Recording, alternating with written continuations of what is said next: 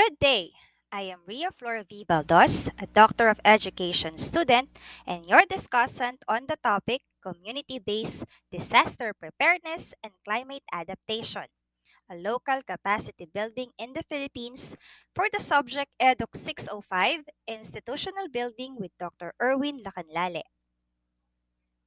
Here are the objectives of the discussion. Explain community-based disaster preparedness in the context of climate change and socio-economic and political factors. Discuss the strengths and weaknesses of CBDP approaches and their broader social, economic, cultural, and political contexts. Analyze CBDP initiatives in practice and their outcomes, develop strategies to identify or improve their effectiveness, and identify the functions of social capital in building CBDP approaches at different levels. We also aim the following: explain the importance of climate change adaptation in the Philippines, discuss various measures taken by DepEd to adapt to climate change. And lastly, evaluate the significance of co-curricular activities in promoting climate change education and supporting climate action in the basic education sector. In the first semester of 2022, the Philippines experienced 587 disaster incidents, of which 36 events were related to natural, 231 were human-induced, and 320 were both natural and human-induced disasters. Overall, these claimed the lives of 9,576 across the country, affected more than 3.7 million people, displaced almost 1.18 million persons, and recorded approximately 4.45 billion in economic losses. Truly, disasters from natural causes cause the most disastrous impact, accounting for 99% of the total number of fatalities, 80% of the total number of people affected, and 83% of the population being displaced, and 87% of the recorded damage to agriculture, infrastructure, and private properties. Of these fatalities, COVID-19 accounted for 96%, or a total of 9,171 deaths. The Philippines' vulnerability to disasters is attributed to a combination of factors, namely its geographical and physical characteristics, the relentless environmental destructions, and the worsening impact of climate change. Notably, the country's socio-economic crisis and political situation aggravate these vulnerabilities. With these alarming figures, there is a need to orient the people on the importance of community-based disaster preparedness or CBDP.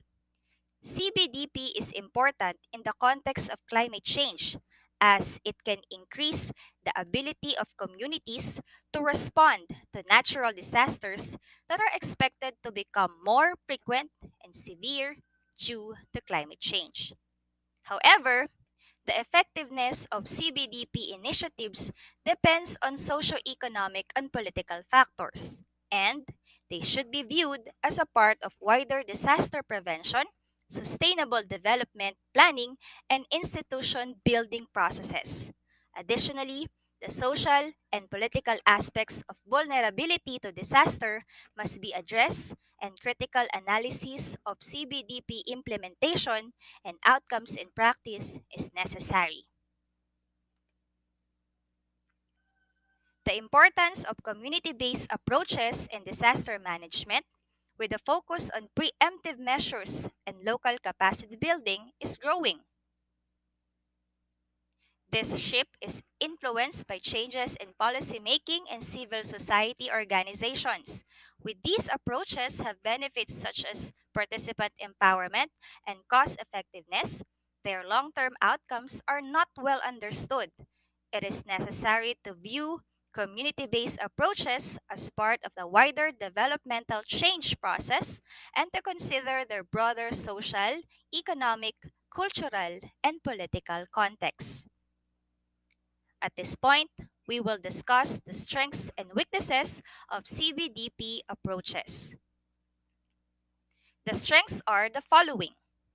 CBDP approaches are based on the premise that local communities have valuable knowledge and resources that can be utilized to enhance their resilience to hazards and environmental stresses. By building on existing local capacities and institutions, CBDP can help to create a sustainable and long lasting response to hazards and stresses. Empowering local people through CBDP can increase their self reliance and create a sense of ownership and responsibility for their own development. Community based approaches can be more culturally appropriate and sensitive to local needs than externally imposed solutions. CBDP can facilitate participation and collaboration between local stakeholders, which can help to build trust and social capital within the community. Meanwhile, here are the weaknesses. Local level actors and institutions may lack the necessary resources, decision making power, and regulatory authority to effectively implement CBDP initiatives. CBDP initiatives may be limited by the broader social, economic, cultural, and political context within which they are embedded, making it difficult to achieve meaningful and sustainable change. The success of CBDP approaches can be highly dependent on the commitment and participation of local stakeholders, and there may be challenges in achieving widespread engagement. Lastly, the effectiveness of CBDP approaches may be difficult to measure and evaluate, particularly in the absence of robust monitoring and evaluation system. At this point, we are going to thoroughly discuss the strengths and weaknesses of CBDP approaches. Number one, understanding community structures and dynamics. To prepare for disasters and climate change, it's important to involve communities in planning and decision making. Communities can work together to identify problems and find solutions. But it's also important to remember that not everyone in the community has the same power or influence. Sometimes, local initiatives might benefit powerful people or groups more than the vulnerable people. Family and kinship networks are also important in helping people cope with challenges. They can provide resources and support to help people adapt to change. Number two, building local coping and adaptive capacity. Community based disaster preparedness initiatives are important in helping local communities cope with and adapt to climate change. These initiatives can involve sharing information, raising awareness, and getting people involved. However, some people may not find all aspects of these initiatives helpful. The success of CBDP initiatives depends on external support and how useful they are seen to be by local people. Number three, empowering local people. The involvement and empowerment of local communities in disaster management and capacity building are crucial. This involves recognizing and utilizing existing community structures and institutions rather than neglecting them. Tangible project outcomes help to empower community members and demonstrate their achievements. However, there is a risk of disempowerment if local knowledge and political issues are neglected, and community institutions lack the capacity to make independent decisions and take appropriate actions.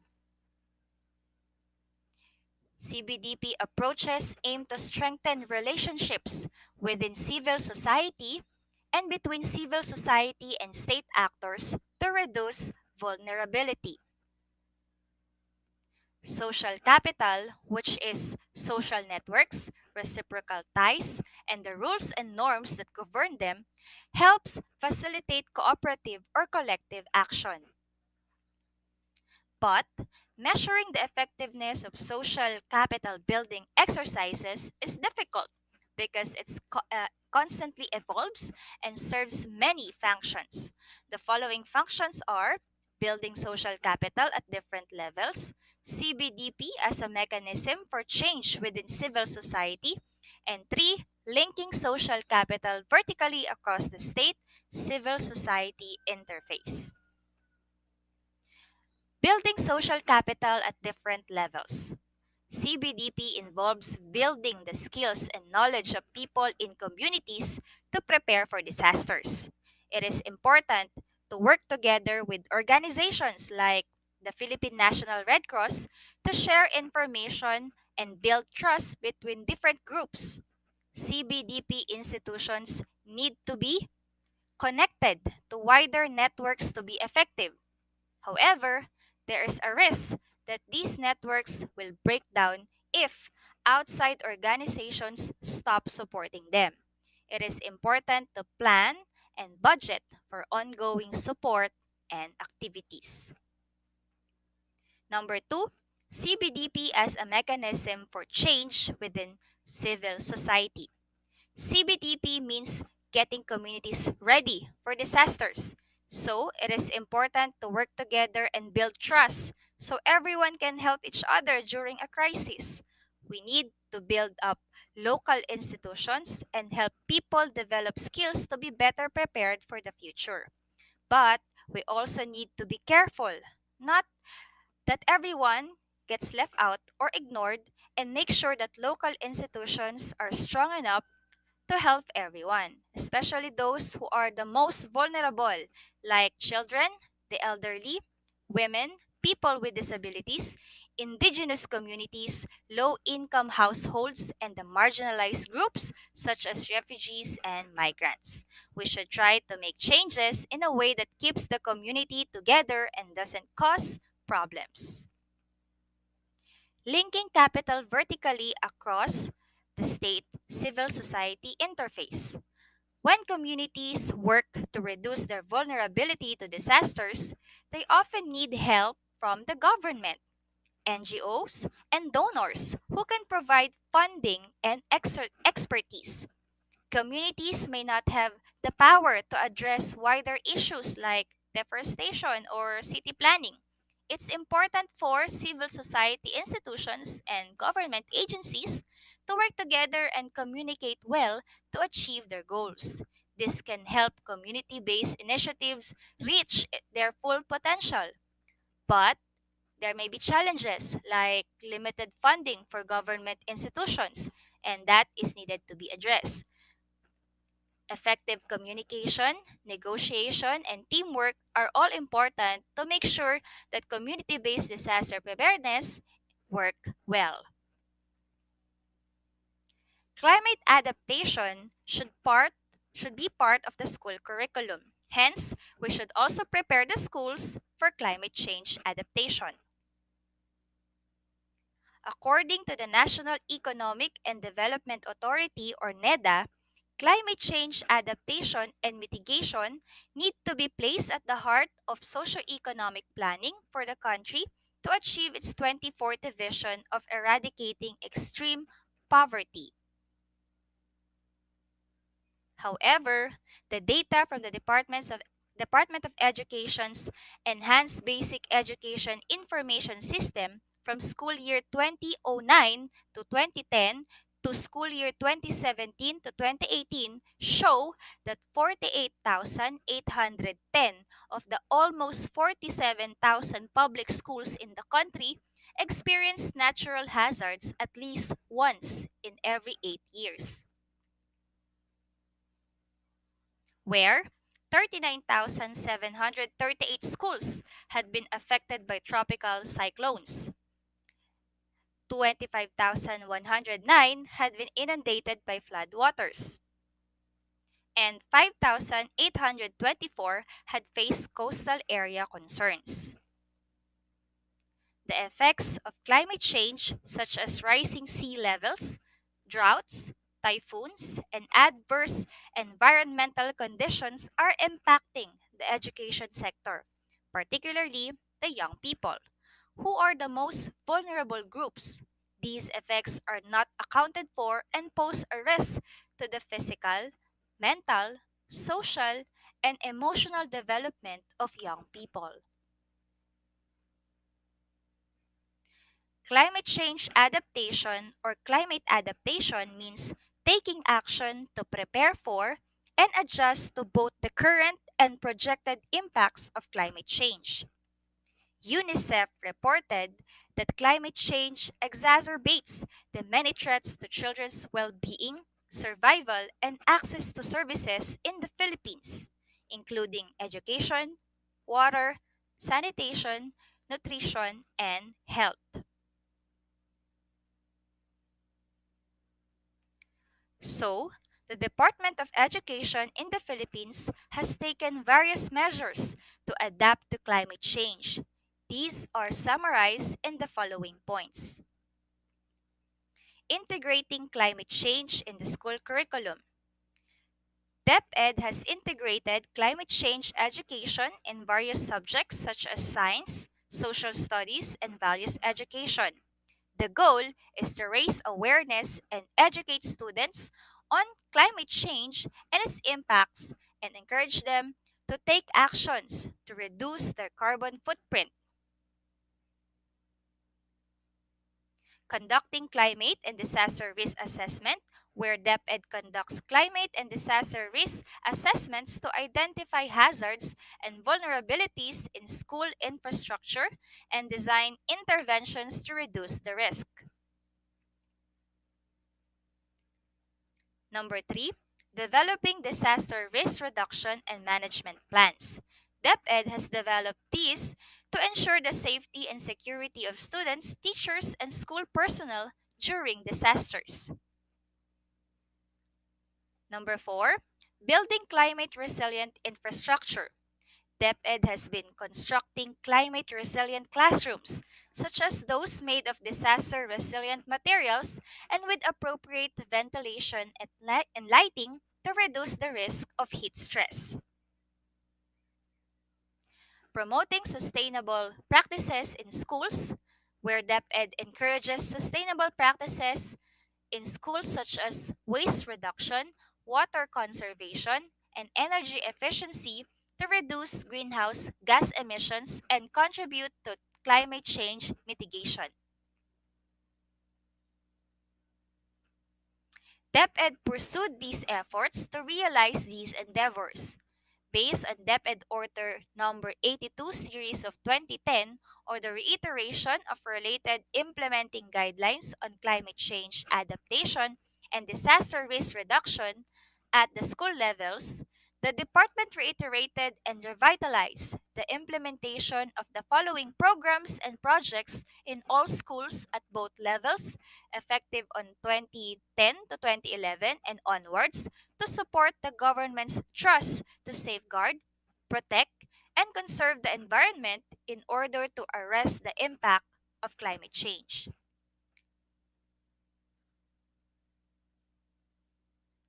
These includes the School Inside a Garden or SIGA, prioritizing the mainstreaming of disaster risk reduction in the school system, gulayan sa paaralan or vegetable gardening in schools,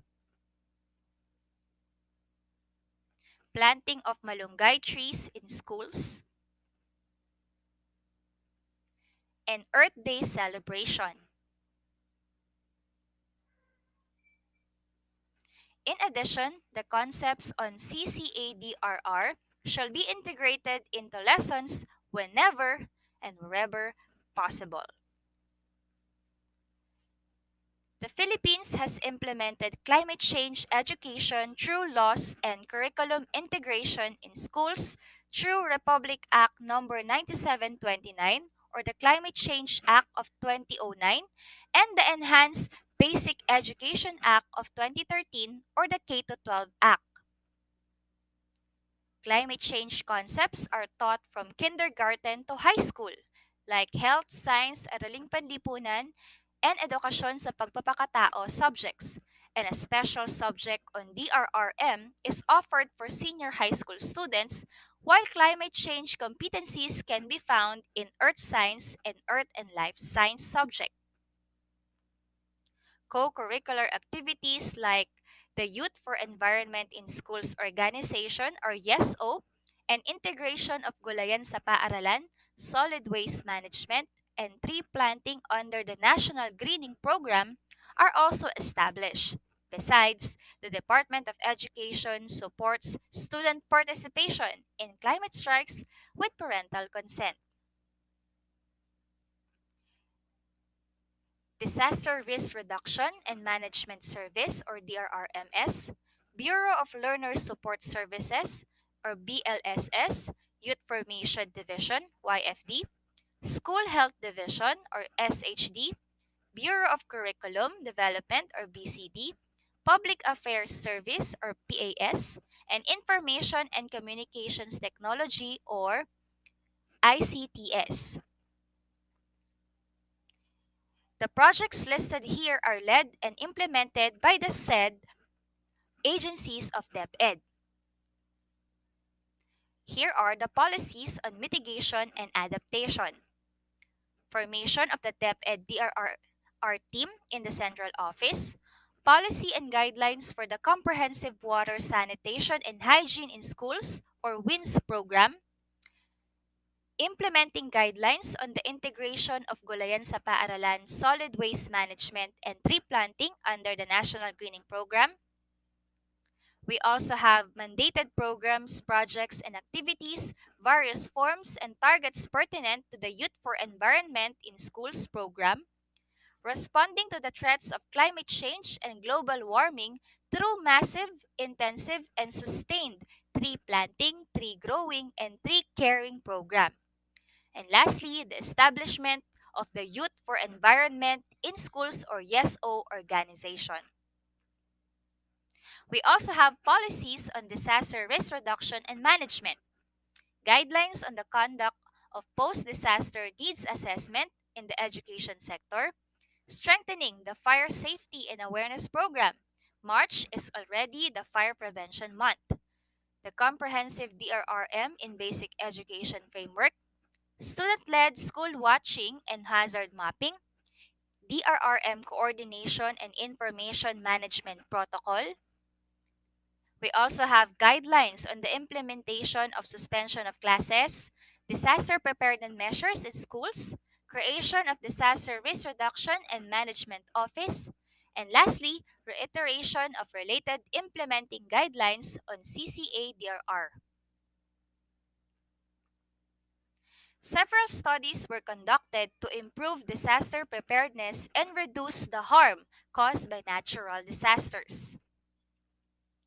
Domingo and Manejar 2018 suggested that policies and resources should be reviewed to make sure that disaster preparedness efforts work well and better coordination is needed between different levels of the government.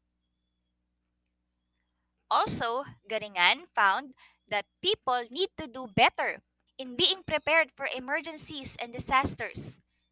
And age, marital status, ethnic background, and job affect how prepared people are. It was suggested that more information should be shared, educational programs should be created, and people should practice what they should do in an emergency. Lastly, we have Gabriel, Santiago, and Casimiro 2021 found that having a plan for disaster risk reduction and climate change adaptation does not mean that a community is better prepared or less vulnerable to disasters, which highlights the need for more research and real-life examples to figure out how to put these plans into actions better. In conclusion, community-based disaster preparedness is necessary for the Philippines, which is vulnerable to disasters due to geographical and physical characteristics, environmental destructions, worsening impacts of climate change, socio-economic crisis, and political situation. Moreover, the education sector had taken various measures to adapt to climate change, such as integrating climate change education in the school curriculum, conducting climate and disaster risk assessment, developing disaster risk reduction and management plans, and building climate resilient infrastructures and promoting sustainable practices in schools. Again, I am Ria-Flor V. Valdos, your discussant on the topic Community-Based Disaster Preparedness and Climate Adaptation, a local capacity building in the Philippines. To conclude, here is a quote from J.K. Rowling: "We are only as strong as we are united, as weak as we are divided." Thank you very much for your indulgence.